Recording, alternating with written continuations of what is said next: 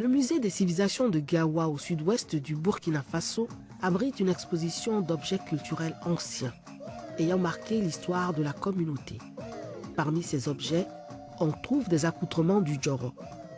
Le Djoro, rite septennal d'initiation en pays Lobi, a lieu s'il n'y a pas de famine ou de guerre. Il est obligatoire pour les jeunes, garçons et filles, de 7 à 15 ans.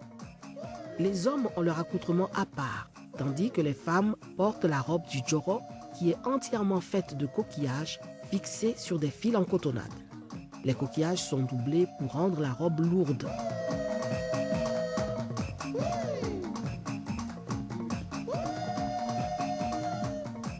C'est une tenue qui marque la fin de l'initiation en pays Lobi, pour rendre hommage, n'est-ce pas, au fleuve, qui est un élément physique, mais quand même un élément spirituel. Donc tous les 7 ans, ils vont célébrer ce passage-là du Ghana vers le Burkina. Et le Djoro symbolise non seulement le passage de l'individu du statut d'enfant au statut d'adulte, mais en même temps, cette tenue Djoro peut être symbole de la richesse d'une famille.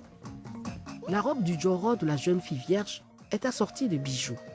Les bracelets et les chevilières sont fabriqués à partir de coquillages cousus sur de la peau de chèvre. Le foulard également, mais celui-ci comporte un long filament en coquillage tissé et se termine par une clochette. Le bâton de danse d'initiation est un long morceau de bois rond, taillé selon l'appartenance clanique. Pendant le Djoro, l'individu meurt et renaît. L'initié oublie sa vie passée, ses cheveux et ses vêtements sont enterrés.